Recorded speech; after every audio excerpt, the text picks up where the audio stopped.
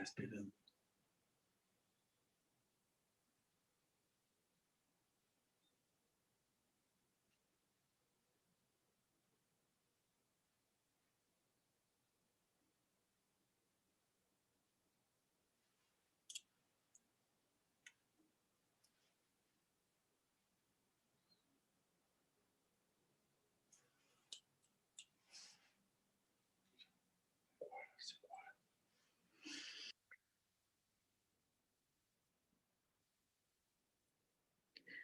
Olá, boa tarde. Agradecemos a presença de todos nessa live da FEMAMA. Nosso bate-papo de hoje será sobre os fatores de risco do câncer de mama. O câncer de mama é o tipo de câncer mais comum nas mulheres do mundo todo, inclusive, é claro, do Brasil, atrás apenas do câncer de pele, não melanoma. Estima-se que só neste ano 66 mil mulheres serão diagnosticadas com câncer de mama. É isso mesmo, 66 mil mulheres. Um número realmente que assusta a todos nós, né? Agora, você sabe quais são os fatores de risco e o que você pode fazer para reduzi-los? Bom, estão conosco o Dr. Luiz Antônio Santos. Ele é mastologista e empreendedor social na luta contra o câncer de mama. É presidente da Fundação Maria Carvalho Santos e vice-presidente da FEMAMA. Boa tarde, doutor Luiz. Seguimos, então. Paloma Tussê também está com a gente. Ela é nutricionista, especialista em nutrição funcional e fitoterapia. Mestre em ciências médicas com ênfase em oncologia e nutricionista do Núcleo de Mama do Hospital Moinhos de Vento de Porto Alegre. Stephanie Santana Pinto também faz parte desse bate-papo. Ela é mestre e doutora em Ciências do Movimento Humano pela URGS. Ela é professora na Escola Superior e Pós-Graduação em Educação Física na Universidade Federal de Pelotas, a UFPEL. E eu começo me apresentando. Eu sou a jornalista Rosane Marchetti, talvez muita gente conheça, e tenho o privilégio, o prazer e a alegria de estar mediando essa conversa, que é muito interessante, principalmente para nós, as mulheres. Afinal, quais são os fatores de risco para o câncer de mama? Eu convido para responder o Dr. Luiz Ayrton e a nutricionista Paloma. Muito bem, queria agradecer, então, esse convite de estar aqui com vocês, discutindo um tema que eu acho que desperta um interesse muito grande das pessoas. Naquilo que a gente fala dos fatores de risco, a gente fala também dos fatores que nós queremos que nos protejam. O que nós devemos lidar nessa vida para proteger-se de uma doença que vem em ascensão no mundo todo. Até você fala 66 mil, o ano passado era menos, o ano anterior era menos. Hoje, metade das famílias tem um caso de câncer de mama, específico de mama. E todas as pessoas conhecem alguém que já teve um câncer de mama. Então, ele se torna tão presente na nossa vida que a discussão ela é importante para buscarmos os caminhos de proteção. Fazer para se cuidar ou se proteger de um câncer, a maioria desses fatores eles estão inteiramente ligados a todas as doenças crônicas. Então, você tem benefício em se proteger do câncer, você tem benefício em se proteger também da diabetes, você tem benefício em se proteger das doenças cardiovasculares, uma série de outras coisas, porque, curiosamente, os mesmos fatores eles expõem a um risco de adoecimento. E estão baseados exatamente nos 4 eixos principais, né? Dieta, né? Como nós comemos, o tipo que comemos, a frequência, o alimento em si, o preparo, uma série de fatores. A segunda questão é a prática do exercício físico, né? Como nos movimentamos, né? De que forma fazemos esse exercício e como nós devemos fazer. O terceiro ponto é o cuidado com o meio ambiente. Aquele meio ambiente em que você está inserido, ele pode ser um fator de adoecimento para todos nós, inclusive o câncer. E o quarto item é o aspecto psicossocial em que a gente está inserido. O amar e o ser amado. Quais são as paixões que nos movem, aquilo que nos mantém vivo, né? uma frase que diz aquilo que, quando a gente não adoece, né? Então, isso se aplica muito, principalmente, a esse caráter do adoecimento nessas doenças crônicas. O câncer é um pouco diferente das outras doenças, porque a história natural do câncer ela é desafiadora. Daí a necessidade da gente reconhecer primeiro que o câncer, quando presente como doença, ele é desafiador porque ele é incomparável com outras doenças. Você sabe, por exemplo, uma gripe, a gente sabe como pega, a gente sabe o sintoma, depois você sabe a evolução dela e tudo mais. Todas as doenças evoluem para cura com sequelas e para a morte. São esses os 3 caminhos. Se você interfere no tratamento, ou seja, se você interfere no diagnóstico, no tratamento, no controle, nas atitudes que possam promover essa segurança, você adquire, reforça a possibilidade de você enfrentar qualquer uma dessas doenças com naturalidade. Mas o câncer em si, ele é desafiador porque ele não é uma doença como uma doença qualquer. Primeiro, ele é uma doença de nós mesmos. Nós todos aqui, nós 4, temos câncer nesse momento. Então, como explicar isso? Nós não temos gripe, por exemplo. E nós temos câncer, sim. E que doença é essa que o organismo... Sim. Não, é que a sua internet está com um pouquinho de problema, então eu só vou dar uma interferida aqui. O senhor falou na dieta, na importância da dieta, que seria um dos fatores para que a gente possa diminuir esse risco. Então, eu gostaria que a nutricionista Paloma falasse sobre isso um pouquinho, a dieta, que é tão importante como o nosso dia a dia no resto da nossa convivência. Boa. Boa tarde, pessoal. É um prazer estar aqui nessa discussão com pessoas tão capacitadas. Isso é muito bom, assim, a gente trazer informação realmente para a população. Eu acho que é o grande diferencial do FEMAMA, né, e do IMAMA. Bom, então, falando, como o Dr. Luiz ressaltou, é muito importante alguns fatores associados à alimentação na prevenção dos fatores de risco do câncer de mama. Saiu um documento com uma revisão da Sociedade Americana de Oncologia há poucos dias atrás, mostrando que essa união entre o consumo de uma dieta saudável, uma composição corporal adequada, que é ter um peso adequado para a sua altura, e ter uma circunferência de região abdominal não aumentada, ter uma circunferência de região abdominal para a mulher até 80 centímetros. Mas um controle no consumo de álcool pode representar até 18% dos fatores de risco por câncer de mama. Então, se a gente for pensar, alguns fatores genéticos até não alcançam esse percentual. E quando a gente pensa em fatores de risco, muitas vezes os pacientes nos perguntam, né? Tá, mas qual alimento que eu vou consumir para reduzir esse meu risco? E a grande resposta é: não existe um alimento milagroso. Existe uma conduta nutricional adequada, tá? Então, não é uma dieta restritiva, não é uma dieta que vai incluir todos os alimentos. E se a gente for pegar um parâmetro de dieta que está mais associado a essa prevenção no mundo todo, é a dieta mediterrânea, certamente. Então, a gente vai discutir ao longo das perguntas de hoje um pouquinho mais de como fazer para incluir isso na alimentação das pessoas. E lembrar que composição corporal, ela é sim importante.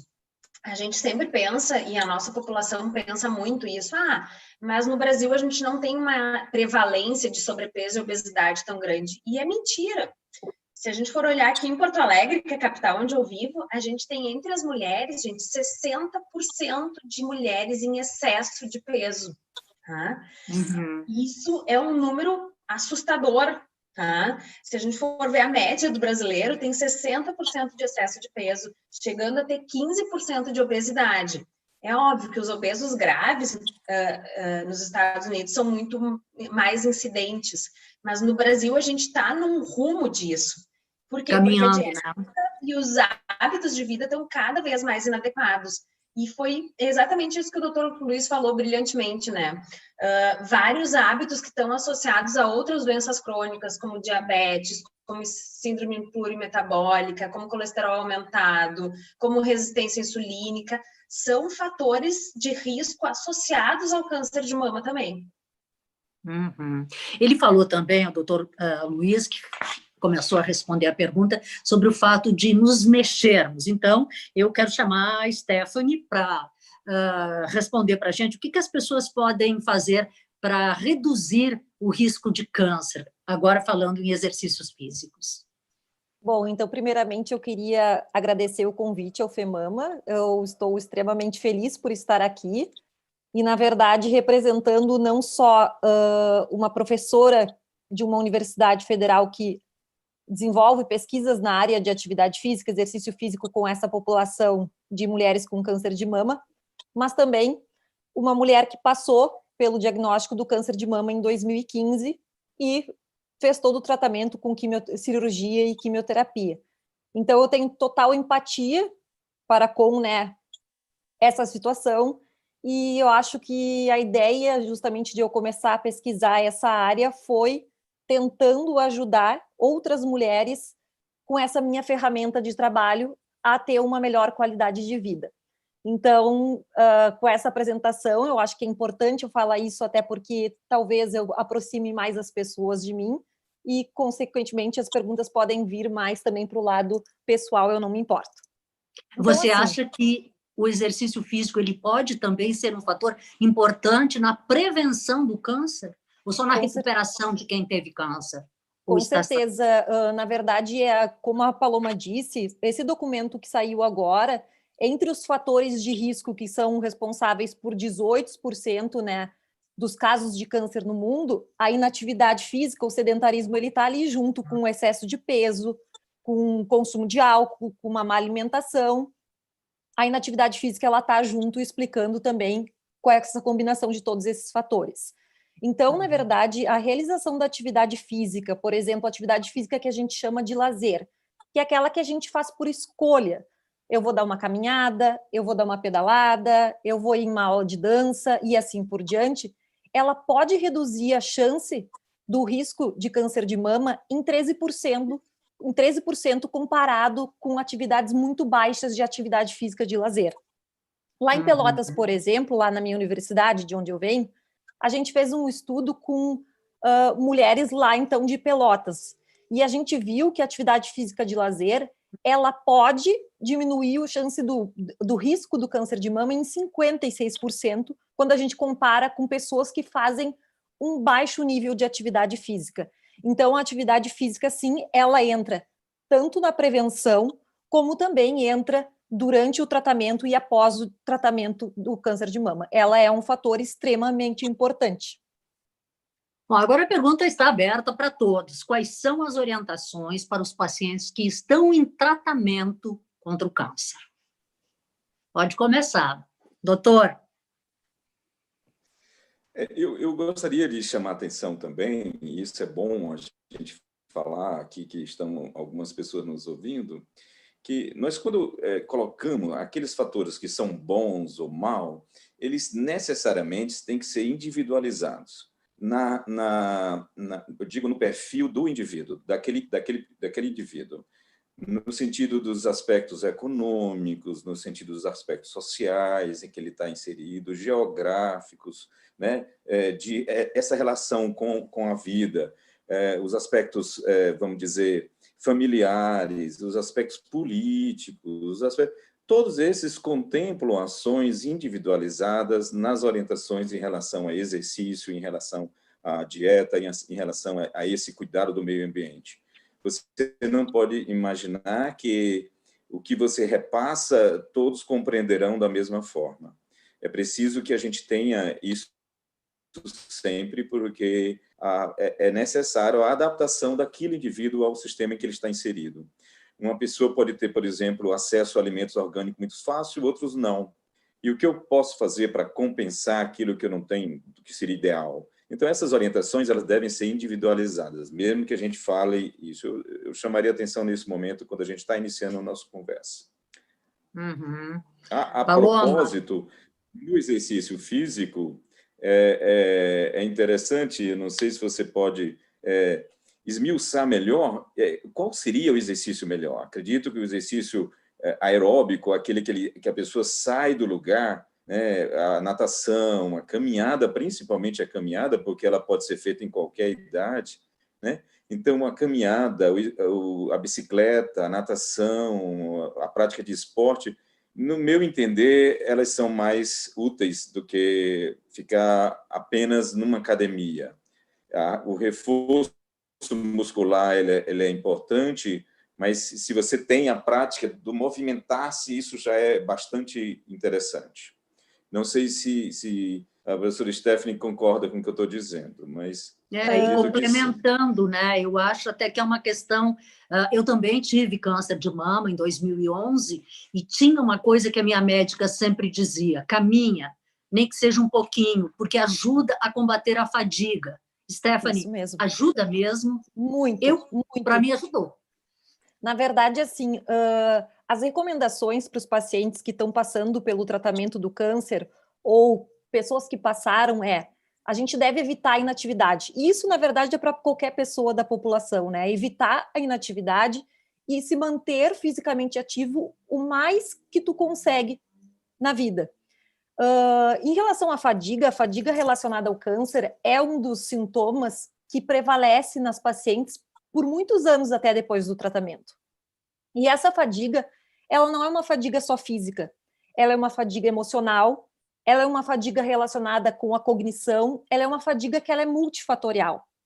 E lá em Pelotas, a gente viu que essa fadiga relacionada ao câncer, ela foi reduzida apenas em 8 semanas de treinamento, em que elas faziam, sim, exercício aeróbico na esteira e faziam o exercício de força, e aí eu vou falar por que o exercício de força também é importante, mas claro que o aeróbico ele tem um número maior de evidências, reduziu em 50% a fadiga dessas mulheres após 8 semanas, em comparação àquele grupo de mulheres que não treinou.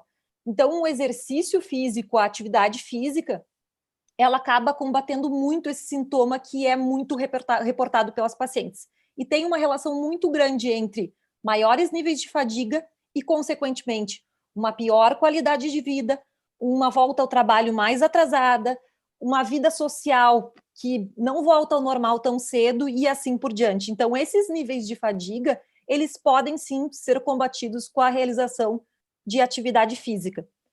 A força, eu acabo aqui falando que a força ela também é extremamente importante, os exercícios de força, e não necessariamente eu estou falando que tem que ir para dentro de uma sala de musculação, não é isso, porque a gente pode fazer exercício de força em casa, por exemplo. É importante em função de que a gente tem uma perda de força muito grande em função do tratamento primário, seja principalmente pela quimioterapia. Então, mulheres que passam pelo tratamento quimioterápico, elas apresentam uma redução da força em 25% nos membros inferiores. E também uma perda de massa muscular, existe uma prevalência de 16% nessa população de mulheres sobreviventes do câncer de mama. Então, essa parte relacionada ao sistema muscular, neuromuscular, ela é muito importante também de ser impactada. Mas eu concordo que ela não precisa não ser na sala de musculação. E para uma pessoa aderir a uma mudança de comportamento, o que a gente tem que fazer, principalmente? Descobrir alguma coisa que ela goste de fazer. Porque senão ela não vai mudar o comportamento. Mudar comportamento é muito difícil, né? A gente mudar o comportamento. Então, só tem que gostar, né? Exatamente. Então, uma das coisas que eu acho que é importante é a gente descobrir aquilo que a paciente ela gosta de fazer. E claro que sempre encarando, sim, e é como eu encaro, como sendo um remédio que eu tenho que tomar uma dose semanalmente.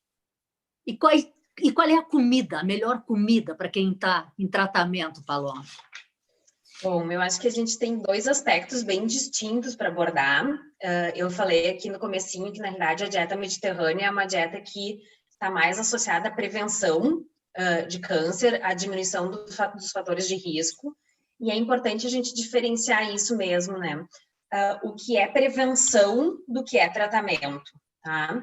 Na prevenção, eu quero ressaltar algumas coisinhas que eu acabei não falando, porque nem todo mundo conhece o que é dieta mediterrânea, como é que vai aplicar isso numa realidade onde não estamos no Mediterrâneo, mas que pode muito bem ser brasileira, tá? Porque o consumo de alimentos não processados, o consumo de 200 gramas de vegetais por dia, que isso equivale a mais ou menos um prato no almoço e um prato no jantar. o consumo de frutas em quantidade e qualidade adequada. E isso não precisa ser caro, gente. Isso pode ser até alimentos de produção espontânea que tem no quintal de casa. Mas é que a gente perdeu, a nossa população ela perdeu muito disso, do contato com os alimentos básicos da sua região e acabou tendo contato com uma alimentação muito mais globalizada, o que nos levou, muitas vezes, a um consumo maior de alimentos processados e de alimentos com um valor mais elevado. E não é isso que nutrição preconiza. O que se preconiza realmente é alimentação orgânica. Tem um estudo do JAMA publicado em 2019, para quem é da área científica sabe que é uma revista bem considerada, mostrando que as pacientes que consumiam mais alimentos orgânicos tinham uma incidência de câncer menor, incluindo câncer de mama. E isso não é caro. Se a gente for olhar aqui na nossa região e em outras regiões do país como um todo, eu dou aula em pós-graduação sobre nutrição oncológica, eu dou aula no país inteiro. As feiras orgânicas, elas são alimentos, elas têm alimentos com um valor super acessível e que vão suprir todas as nossas necessidades. Então, usar dessas feiras orgânicas, usar dos produtores locais, usar os CSAs de cada região é super importante. Uma outra questão importante da alimentação é a redução da quantidade de alimentos processados, principalmente de carnes processadas. Muitas vezes as pessoas me perguntam, tá, mas eu preciso zerar a minha quantidade de carne? Não, não é isso, a gente não precisa ser restritivo a esse ponto em nenhum quesito.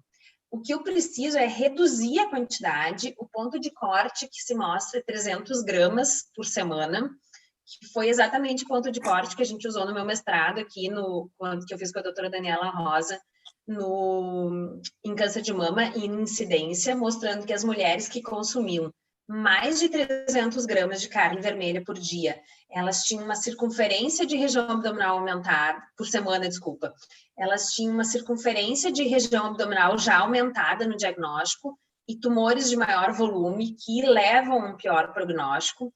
Por quê? Porque esse excesso de carne vermelha leva a uma dieta mais inflamatória. Então, é bem importante as pessoas entenderem que são vários fatores que a gente vai unindo. Precisa ter um consumo adequado de ômega 3, fontes vegetais e fontes animais, linhaça, semente de chia, beldroega, que nasce espontaneamente nas calçadas aqui em Porto Alegre, ninguém sabe que é fonte de ômega 3, não precisa usar um suplemento caro para isso. Pode repetir o que é na calçada? Beldroega. O que é? É uma planta bem comum que na feira orgânica custa R$1 um molho gigantesco e é uma ótima fonte. A gente tem que ir de novo na feira, Rosane. E também a gente tem outros quesitos que são importantes. Os cereais serem integrais, o controle da quantidade de carboidrato. Não estou dizendo para fazer uma dieta com pobre em carboidrato. Estou dizendo para fazer uma dieta moderada em carboidrato, que inclua tubérculos, que inclua cereais integrais, mas que não tenha pão francês, que não tenha excesso de refinados, que não tenha muito açúcar. A recomendação é evitar açúcares e é realmente evitar, optar por alimentos não adicionados, optar por frutas com canela, com gengibre, o uso de especiarias que adicionam muito sabor na dieta, muitos antioxidantes na dieta. E isso faz com que a gente tenha uma diminuição desses fatores de risco. Desculpa, eu só quero chamar a atenção que isso tudo é em alimentos. Muitas pessoas me perguntam, tá, então eu vou suplementar antioxidantes. Os estudos não mostram isso, gente. Os estudos mostram que é vitamina A, beta-caroteno via alimentos, que é um fator de redução de risco. Quando suplementado vitamina A, bem pelo contrário, foi associado até ao aumento de risco de câncer de mama ou de alguns outros tumores. Então, aquelas pílulas mágicas, elas não funcionam. É hábito de vida e é hábito que a gente tem que construir, que a gente tem que aprender, que a gente vai ter prazer nessa alimentação, que vai fazer parte do dia a dia das nossas famílias também. Agora, a gente vive uma situação bastante complicada e eu gostaria de ouvir a opinião de vocês todos. Como é que a gente consegue manter uma vida saudável dentro de uma pandemia onde a gente sabe, pelo noticiário, que as pessoas estão engordando, estão comendo mais, tem muitos memes, muitas piadas por conta disso, as pessoas estão bebendo mais, consumindo mais álcool. Como é que a gente pode ter uma vida mais saudável nessa situação? Eu pergunto para os três, porque eu não sei se existe uma mágica nisso, um controle muito grande. Então, posso começar respondendo, porque eu tenho vivido bastante isso. A gente passou um tempo aqui 100% isolado, consultório fechado, e eu vi que a falta de orientação de profissionais piorou muito a qualidade de vida da população. Então, se eu puder fazer uma recomendação, primeiro, procure um profissional para te orientar. Na internet existem muitas recomendações ruins. Se o paciente está em tratamento para câncer de mama, a recomendação é que ele passe, que todo paciente em tratamento para câncer de mama passe por uma avaliação nutricional. E aí ele tenha a recomendação nutricional específica para ele, principalmente nesse momento de pandemia, de isolamento, onde os alimentos eles não vão fazer com que as pessoas deixem de ter a infecção, a contaminação pelo vírus, mas eles podem fortalecer o nosso sistema imunológico. E pensando dessa forma, se a gente vê o quadro de gravidade dos pacientes que têm Covid-19, são exatamente os pacientes com maior fator de risco para câncer de mama também, que são os pacientes mais inativos, os com mais sobrepeso, os com mais gordura de região abdominal.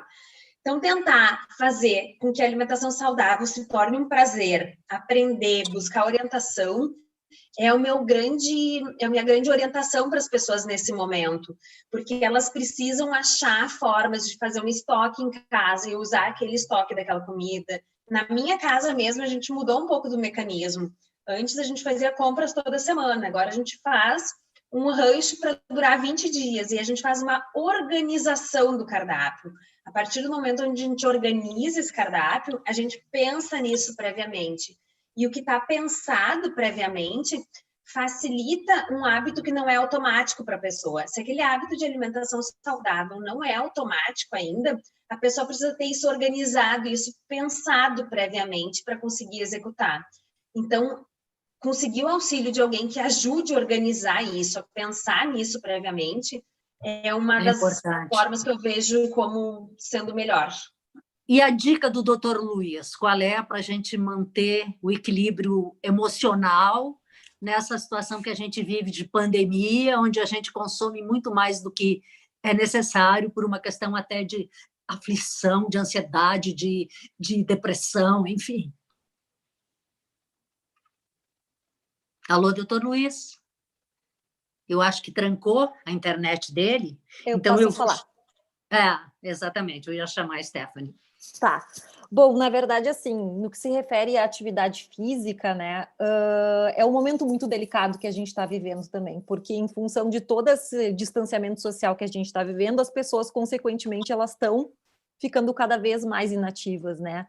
E quando a gente fala dessa população tão especial, que são as mulheres que passaram pelo diagnóstico do câncer de mama ou que estão em tratamento, a gente não pode esquecer delas. Lá em Pelotas, o nosso projeto ele acontecia presencialmente 2 vezes na semana como um projeto de extensão gratuito para a comunidade de mulheres que tinham finalizado o tratamento para o câncer de mama. E a gente reconfigurou esse projeto e hoje em dia a gente está dando um auxílio para essas mulheres em que o treinamento ele é feito, o exercício físico é feito 2 vezes na semana de uma forma remota, por videochamada. Então elas continuaram com esse link conosco e esse link ele vai muito mais, eu acredito, para além do que só se movimentar. É algo que realmente pode impactar a saúde mental dessas mulheres, né? Porque muitas vezes elas podem estar sozinhas em casa, não ter contato com outras pessoas, então é extremamente importante que a atividade física ela acaba entrando nesse projeto como algo que vai ser multifatorial. Aqui em Porto Alegre também, no nosso projeto, que é o Projeto Abrace, que na verdade é um estudo que é com mulheres durante o tratamento, né? Aí não é já que passaram o tratamento, é as mulheres que estão fazendo quimioterapia, que é uma parceria com o Hospital Moinhos de Vento. Essas mulheres, elas também treinavam conosco no Exefid aqui em Porto Alegre. E aí, de uma hora para outra, a gente teve que parar o projeto em função de que, né, é o adequado, o risco era muito grande, mas também a gente continua dando um suporte para essas mulheres através de vídeos com treinamentos em que elas fazem e orientações para que elas consigam continuar com as suas vidas ativas. A gente está pensando, no momento, em talvez fazer algo maior e justamente começar a oferecer esse exercício e começar a fazer um estudo com mulheres que estão no tratamento e criar um estudo para essa época da pandemia com um treinamento que aconteça remotamente por videochamada. Então, eu acho que a atividade física ela não pode ser esquecida, seja ela uma atividade física, né, de lazer ou ocupacional, em que essas mulheres elas têm que ser, sim, instigadas a se mexer, a se movimentar. O comportamento sedentário, né, o tempo vendo televisão, e o tempo de tela, eles devem ser diminuídos e a gente deve incentivar isso, né, através de dicas que sejam plausíveis e factíveis na vida de mulheres com diferentes características sociodemográficas, né? Certo. Vamos ver se o doutor Luiz conseguiu retornar com o sinal, para que ele também participe e responda sobre essa pergunta, né, nesse momento de pandemia. Conseguiu voltar, doutor Luiz? Estão me ouvindo agora? Acho que sim. Agora está ótimo. Beleza. Um critério, um dado importante quando a gente discute dieta e exercício, o foco é não ganhar peso, principalmente numa pós-menopausa. Então, assim, toda dieta que possa contemplar manter o peso de acordo com o que a gente deseja é o ideal. Então, se você tem como princípio a dieta é comer tudo, você está querendo dizer que, ao diversificar os alimentos, você vai terminar comendo algum que possa pontuar, manter o equilíbrio do peso. Você come carne, de repente você vai ter que trocar para um peixe, e o peixe já vai compor essas diferenças. Insistir nas dietas que sejam, que ela enfatizou muito a dieta mediterrânea aqui, mas é que seja realmente aquela baseada em frutas, vegetais, e que não tenham pesticidas, que não tenham, que sejam bons, limpos, né? Quer dizer, comprar um alimento numa feira orgânica nem sempre nós temos disponível para todos. Mas falar desse assunto é importante para as pessoas aprenderem a se defender, né? Pesticidas muito comuns no nosso país, e houve um aumento do uso de pesticidas nos últimos anos, que os expõe a um risco também de câncer. Então, isso tem que ser lembrado. Acho que é importante aqui, já que a doutora Paloma falou do açúcar e citou um trabalho recente e deixa muito claro, assim, por mais que a gente entenda que o açúcar dentro de uma célula cancerosa ele é mais rapidamente metabolizado, ele não deve ser entendido como um fator que expõe a um câncer. Até agora, nós não temos como provar esse fator. E seja qual for o tipo de açúcar, frutose, sacarose, glicose, todos eles. Mas eles estão relacionados ao ganho de peso. Então, quando você determina que você deve ter uma restrição de açúcar, é exatamente para evitar isso. Por outro lado, em tempos de pandemia, tudo muda. Nós não estamos no tempo de bancar restrições, de cobrar isso dos outros. É um momento diferente da nossa vida, pelo qual, se a gente não tem como consumir alguns alimentos, ou só vai ter acesso a alguma coisa porque é o que você tem nesse momento, vai ficar um pouco diferente. Eu não acredito que seja um momento da gente cobrar de ninguém em tempos de pandemia essa dieta que a gente está pregando. Porque é muito difícil, né, doutora? Agora, é claro, estimular o exercício dentro de casa, estimular o exercício dentro de casa quando você está propenso a engordar, porque você está mais deitado, mais assistindo televisão, mais lendo livro, mais no computador, então você está muito paradão. Então você fica em tempos de pandemia tendendo a engordar e provavelmente vai engordar. E, de certo modo, eu acho que a pandemia, nós vamos ter o pós-pandemia com uma demanda em tudo. Nós temos as pessoas gordas precisando emagrecer, as pessoas que não fazem exercício precisando fazer, nós temos o chuveirinho lá de casa quebrado, esperando o rapaz para consertar, nós temos o botão da geladeira que quebrou. Então, há uma demanda, e também é uma demanda do próprio câncer. Quantas mulheres não estão em casa a uma hora dessa porque não conseguiram o seu diagnóstico? Muitas. No universo de Ou 60 porque tem mil medo mulheres... também de ir até o hospital. Juntam-se fatores, juntam o medo, a dificuldade de acesso, a questão financeira, ela está sem emprego, junta vários fatores. Então, isso vai, com certeza, impactar nesse ano um número de casos com diagnóstico mais tardios e com certeza, nós vamos ter que trabalhar um pouco mais no pós-pandemia, né? E essa pós-pandemia, ela não pode ser muito demorada também. A sociedade necessariamente vai cobrar isso, porque há adoecimentos da própria pandemia, o adoecimento ligado à área psicológica, ele está muito exacerbado nesse momento. As pessoas não aguentam mais ficar presas. Não digo presas, mas eu me lembro que eu morei em frente a uma praia uma vez, um ano, e eu passava o ano todo sem ir lá. Mas a porta estava aberta e eu ia. O que nos prende é saber que a porta está fechada. E isso impacta sobre os nossos sentimentos, as nossas emoções. Doutor Luiz, eu vou aproveitar que o senhor está na tela e está com a internet funcionando para fazer uma pergunta de uma pessoa que está nos assistindo, que é a Laura Manfrim Freitas. Ela pergunta se a plástica de mama pode aumentar o risco de câncer. Alô? Oi, doutor. Ouviu? Não. A plástica de mama diminui o risco de câncer. Está ouvindo? Não sei se... Como é que é o câncer de mama? A internet está...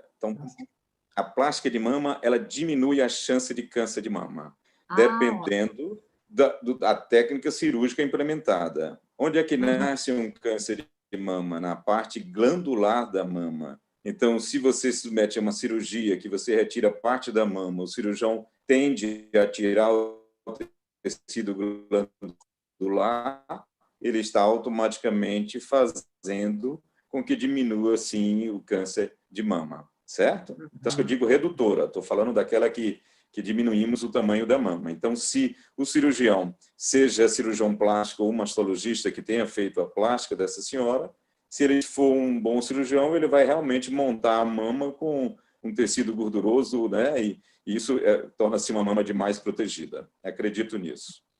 Interessante. Bom, vem mais uma pergunta da Eloá Teixeira. A pergunta é direcionada para a nutricionista Paloma. Ela pergunta se o uso de whey pode aumentar o risco de câncer. É uma proteína, né?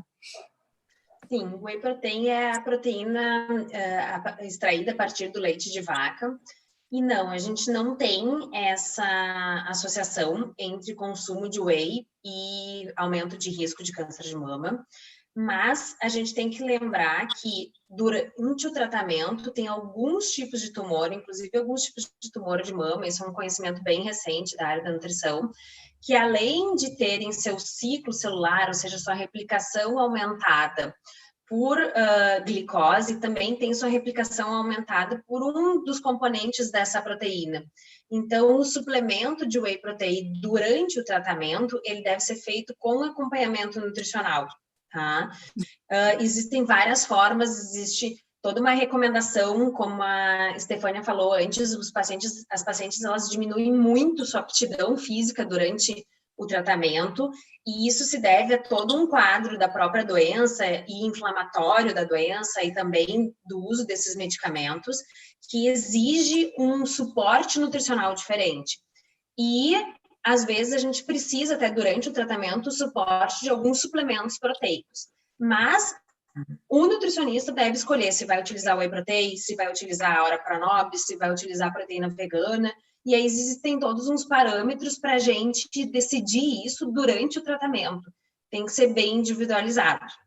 E eu quero aproveitar só para complementar essa questão toda da pandemia e aumento de peso, sobrepeso, consumo de hábitos alimentares. Eu estudo bastante gastronomia associada à nutrição. E uma das coisas que a pandemia tem trazido as pessoas é de volta para a cozinha. E isso tem mostrado como as pessoas perderam o contato de como saber produzir o seu alimento. Eu tenho recebido muitas dúvidas, tipo, eu não sei que vegetal que eu posso cozinhar, eu não sei como é que eu cozinho brócolis, eu não sei como é que eu faço arroz integral. E É essa questão verdade. da soberania alimentar, que é saber produzir o seu alimento e saber produzir alimentos saborosos e nutritivos ao mesmo tempo, é o que, ao meu ver, faz toda a diferença para as pessoas conseguirem manter uma dieta saudável em qualquer momento de vida. Porque elas vão ficar menos estressadas, porque, na minha casa eu tenho 2 filhas pequenas, uma de 2 anos e uma de 4, e elas escolhem o jantar, atualmente. A gente fez disso uma brincadeira. E isso pode ser uma brincadeira nas famílias também. Só que para isso a gente precisa de conhecimento. E aí conhecer como preparar o seu próprio alimento e o que eu devo preparar faz muita diferença na sensação de bem-estar, na gratificação também que essa pessoa vai ter, que essa paciente vai ter. E, ao meu ver, é isso que faz com que as pessoas consigam manter uma alimentação saudável, tá? E adequada para si em qualquer momento de vida. Se tu não souber fazer nada, tu vai pedir uma teleentrega e aquela teleentrega provavelmente não vai ser preparada da forma como tu precisa. Mas se em 15 minutos tu conseguir preparar uma refeição inteira para tua família e para ti, lúdica, agradável, barata e que seja saudável e saborosa ainda ao mesmo tempo, vai fazer diferença na qualidade vai de vida. deixar a pessoa feliz, né? Eu que fiz essa coisa toda, né? Agora, é coisa de amor de mãe, assim, de aconchego, com as próprias mãos, produzir o alimento que se consome, isso é legal. Agora, a Stephanie falou antes sobre a questão do exercício físico, da importância do exercício. Oi, doutor Luiz. Está me ouvindo? Só complementar esse raciocínio da Paloma em relação a essa vida da pandemia. Nós estamos descobrindo novos cozinheiros, novos chefes de cozinha, porque as pessoas passaram a se interessar nisso. E aí acho que é um bom momento da combinar os alimentos, porque você também deve aprender a fazer isso, porque necessariamente não é um bife desse tamanho, mas o que eu devo complementar na alimentação? Castanha eu jogo aqui, cogumelos eu jogo aqui, não só pensando no sabor, mas pensando na construção do alimento saudável. E essa química toda, ela é gostosa de trabalhar por isso, porque você vai, com certeza, produzir um alimento que seja saudável, não é? É muito legal. Agora vem uma outra pergunta de uma pessoa que está nos acompanhando, a Michela Fault Marchek, parecido com o meu sobrenome. Ela pergunta, é uma coisa bem polêmica, complementação da vitamina D. Antes, a Stephanie falou que a gente não pode ir para a rua, tem que fazer dentro de casa. E ela questiona aqui o seguinte, a complementação da vitamina D nessa época da chegada do frio e de confinamento das pessoas devido à situação de saúde mundial, ela é recomendada porque há pessoas, médicos e inclusive cientistas que defendem o uso da vitamina D como uma forma de se prevenir contra o Covid, por exemplo, e também contra o câncer. O senhor concorda? Posso falar? Porque claro. Eu acho que a Paloma tem mais autoridade para falar sobre isso, que representa a pergunta era para a Paloma, mas para o senhor também. Eu gostaria de falar um pouco isso, porque eu acho que essa é uma preocupação da medicina moderna. Não se falava da vitamina D, de repente ela passa a ser a coisa mais importante da nossa vida, aquilo de uma vitamina fazer um papel de hormônio no nosso organismo. Alô, doutor Luiz. E a gente começou a taxar a vitamina D. É o exame mais caro dentro do exame de sangue. Seja natural, não deveria ser recomendado. Nós temos uma fonte da vitamina D no sol, nós temos nos alimentos, a tilápia, cogumelo, uma série de outros que podem, realmente, nós temos fonte muito mais segura e mais importantes e mais naturais da vitamina D do que a reposição por medicamento. Mesmo não tomando sol, doutor? Ainda é uma fase de... Sim, então, veja, essa é uma fase de amadurecimento da medicina em que a gente já tem que encontrar ainda uma evidência daquilo que nós estamos fazendo em relação à vitamina D. No sentido, por exemplo, quando você diz que ela pode gerar uma proteção para a COVID, ela gera uma proteção para várias doenças. Nós nunca devemos ter uma vitamina D baixa, mas também uma vitamina alta, intoxicante, não é bom também. Então, esse meio termo, em taxas entre 20 e 50, é o ideal da gente manter, e a gente só consegue isso com a obtenção da vitamina D de forma natural. Então, banho de sol Mesmo é não possível. pegando sol? Mas você está em casa, a janelinha que entra um solzinho, é aquele momento que você deve dar. Não se exige muito tempo de exposição ao sol para conseguir uma boa quantidade de vitamina D. 15, 20 minutos por dia, você consegue manter a sua vitamina D numa faixa muito boa. Então, se você tem 15, 20 minutos na varanda de um apartamento, mesmo em pandemia, você consegue sim isso. E a própria reposição dentro da alimentação. Eu preferi falar antes da doutora Paloma, porque eu quero que ela enfatize esse lado. A gente precisa encontrar nos alimentos a vitamina D que realmente possa ser mais natural e não aquela medicamentosa. A medicamentosa ficaria restrita a pessoas que estejam sem condições de uso. Digamos, uma pessoa comatosa, uma pessoa com deficiências das mais diferentes físicas que não possam se locomover, aí sim. Mas a busca da vitamina D tem que ser a busca da vitamina D natural. Concorda ou não, doutora Paloma? Vamos lhe ouvir também. Então, a gente vive realidades no país um pouco distintas. Nas regiões do país onde fica mais perto do Equador, a incidência do sol ela é sempre mais próxima à Terra e, consequentemente, a formação de vitamina D através do contato do sol com a nossa pele é muito maior. Então, a incidência de deficiência de vitamina D naquela parte mais norte do país é muito menor do que na nossa realidade aqui. Na nossa realidade, sem suplementação de vitamina D, a gente não consegue passar o inverno inteiro sem fazer uma deficiência, muitas vezes uma deficiência importante. No meu consultório, a gente tem o hábito de avaliar de forma periódica, porque aqui os pacientes têm uma incidência grande de deficiência de vitamina D. No ano passado, eu fiz a estatística aqui do consultório e no início do inverno, a gente tinha 30% de deficiência dos pacientes que chegavam no início do inverno. No final do inverno, os pacientes que chegavam no final do inverno, para a primeira consulta, a gente tinha 92% de deficiência. E aí não tem como não suplementar nesses pacientes. É importante, sim, a recomendação tanto da Sociedade Americana de Oncologia é que os pacientes tenham pelo menos 30 nanogramas por decilitro, né, no sangue circulante de vitamina D para ter efeito.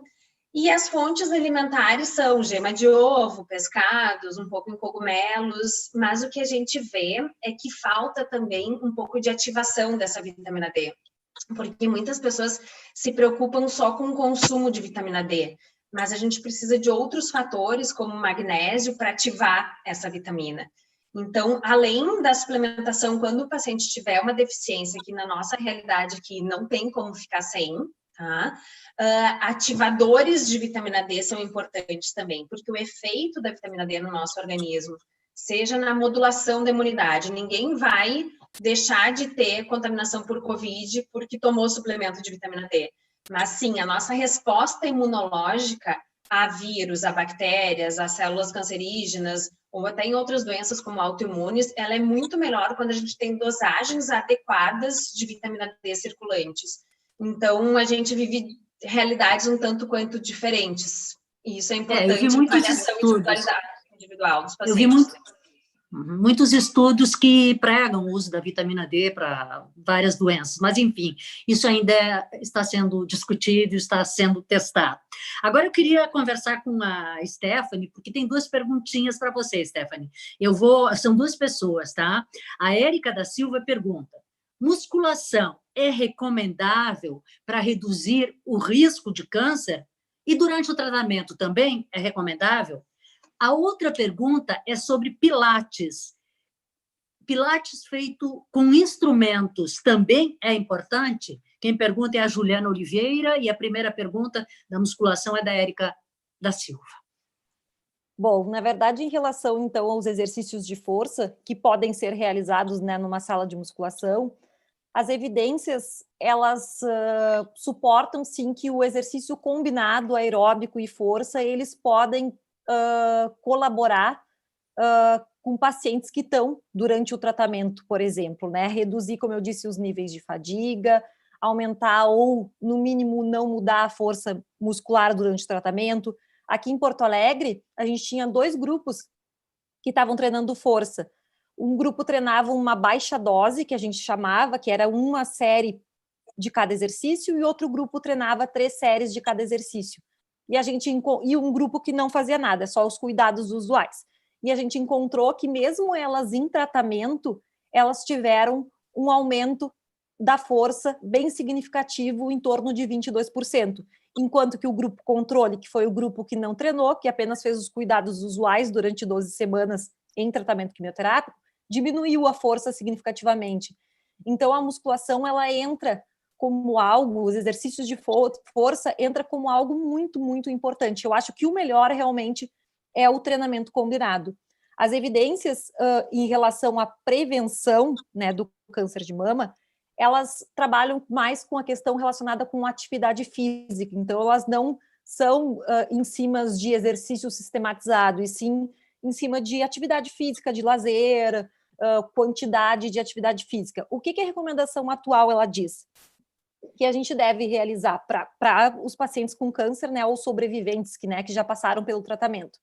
No mínimo 150 minutos a 300 minutos de atividade física de moderada intensidade, ou de 75 a 150 minutos de atividade física vigorosa. E eles ainda salientam, se tu puder passar ainda os 300 minutos, é ótimo. E ainda por semana. Por semana. Isso é bastante, né, se a gente pensar, né? Por exemplo, se a gente pensar em 150 minutos na semana, é basicamente tu realizar 30 minutos de segunda a sexta, né? Claro que tu pode organizar de outra maneira, mas é realmente mudar comportamento, né? Mas isso é extremamente importante, realmente, que fique, que entre dentro da vida dessas pacientes. Eu acho que o exercício físico, ele precisa, sim, ser tratado como uma ferramenta não farmacológica para o tratamento do câncer de mama, e assim como para outros cânceres. As evidências, elas são muito grandes para câncer de mama e câncer de próstata, que são os mais estudados, né? Mas então, em relação à força, esses guidelines, essas diretrizes ainda colocam tudo isso de atividade aeróbica e mais 2 vezes de força na semana. Então, a força, ela realmente é algo que não vem sendo estudado, tipo, ela isoladamente da prevenção, mas ela entra na diretriz. E em relação ao Pilates, né? Pilates. Tá. Em relação ao Pilates com equipamentos, né? Acaba que com equipamento, com as molas e tudo mais, o aumento da resistência, tu tá trabalhando a força muscular, né? Não existem estudos ainda sendo desenvolvidos em relação aos efeitos do Pilates, muitos estudos com essa população. Mas o Pilates, ele é uma atividade física, ele é um exercício físico, vamos dizer assim, dependendo da sistematização, em que sim, se a pessoa está realizando determinado movimento, determinada demanda, volume semanal dessa atividade, ela vai contribuir, sim, provavelmente para uma melhora da qualidade de vida e de vários sintomas relacionados com a doença, com o tratamento. Então, eu acho que é válido aquilo que a gente falou mais uma vez, encontrar aquilo que tu gosta. E aí, tu encontrando aquilo que tu gosta, tu vai conseguir mudar o comportamento. Como muito a Paloma falou em relação à alimentação, né? Mudar comportamento, eu tenho que arranjar algo que me traga um bem-estar. Aí sim eu vou conseguir mudar esse comportamento. Bom, eu quero chamar para o debate o doutor Luiz e também a Paloma na seguinte pergunta: qual é a diferença de prevenção e diagnóstico precoce do câncer? Doutor Luiz, está nos ouvindo? Estou ouvindo, sim. Acho que, só complementando em relação à vitamina D, quer dizer, é muito importante o que a doutora Paloma falou em relação à população também é menor, mas no Nordeste as pessoas de pele escura são mais frequentes. Então, nós temos muito mais pessoas de pele escura do que no sul do país. Isso também é um fator de captação da vitamina D. Então, as coisas vão se equilibrando também com uma série de outros fatores. O único estudo realmente que mostra a importância da vitamina D em relação ao câncer é no câncer coloretal.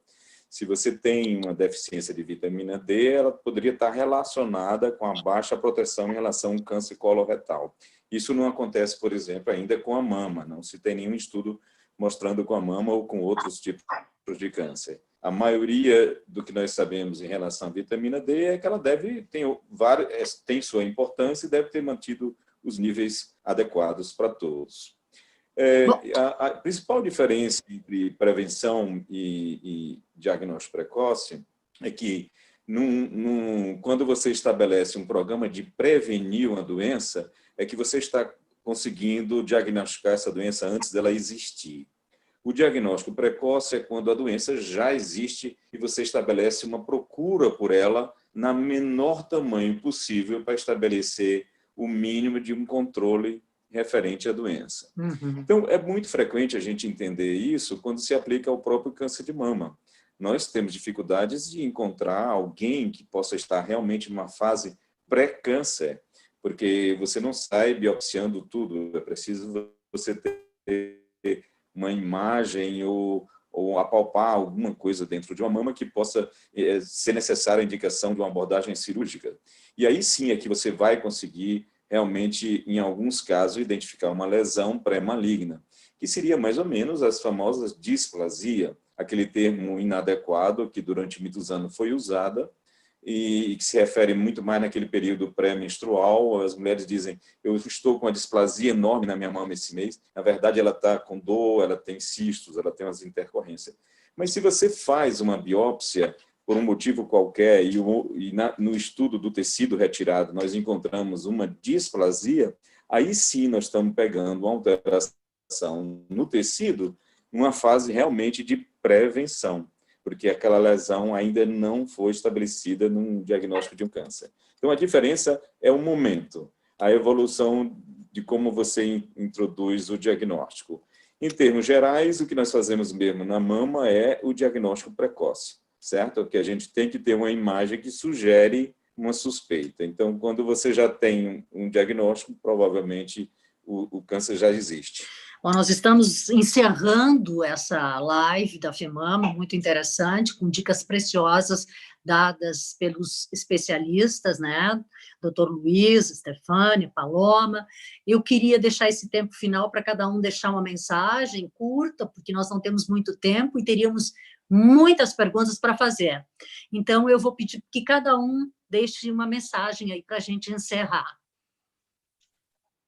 Pode começar, já estou com...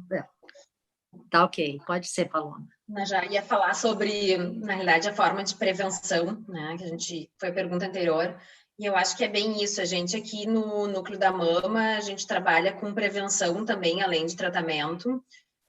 Todos os mastologistas que trabalham aí acabam indicando quando diagnosticam algum fator de risco que seja modificável, que é sobrepeso, que é dieta inadequada, acabam encaminhando para nutrição, acabam encaminhando para educadores físicos, para psicologia, para psicoterapia. Então, a gente tem aqui uma equipe interdisciplinar que faz esse efeito realmente de prevenção nos pacientes. E o meu recado seria, todo mundo acha que é difícil mudar hábitos, porque hábitos que a gente tem são hábitos que são automatizados, são hábitos que a gente escova os dentes sem se dar conta. Exatamente. Mas quando a gente vai mudar um hábito, aquele hábito ele deixa de ser automatizado para ser um hábito pensado durante um bom tempo. E aí precisa alguém que ajude a pensar e organizar isso de forma adequada. E a alimentação, a nutrição, tudo que a gente falou na live de hoje, o exercício físico, são muito importantes para a diminuição do risco e para o tratamento também do câncer de mama. Então, é importante que as pacientes procurem, e para que a população em geral procure formas de prevenção que realmente levem à mudança de hábito, tá? De uma forma organizada. Parece que vai dar trabalho, mas é só por um períodozinho, depois a gente se dá conta que automatiza o novo hábito, não dá trabalho nenhum. O cérebro é bonzinho, ele obedece a gente, né? Se bem treinadinho, né? Stephanie, a sua mensagem final. Bom, a minha mensagem final em relação, né, ao tópico que eu mais falei, que foi relacionado com a atividade física, é realmente que as pessoas, de um modo geral, e eu nem vou entrar na questão das pacientes, que a gente está falando aqui de um público tão especial de mulheres que foram diagnosticadas ou estão passando pelo tratamento, é que a gente deve se manter ativo. E se manter ativo naquilo que a gente consegue, o quanto é possível, de acordo com a nossa situação atual, né? e pensar que o exercício físico, que a atividade física, ela tem que ser encarada como aquele remédio diário que a gente toma todos os dias e a gente não pode esquecer ele. Então, entrar o exercício físico, a atividade física, como um tratamento não farmacológico para diversas doenças, não só para o câncer de mama, mas então encarar isso como sendo uma mudança de comportamento em que eu preciso inserir na minha vida para melhorar. Maravilha. Então, eu só vou deixar o nosso e-mail, contato@femama.org.br. As perguntas que não foram respondidas aqui, você pode mandar por e-mail. Obrigado a todos que participaram dessa live, obrigada pelos esclarecimentos e por todos que nos acompanharam. Uma ótima noite para todos.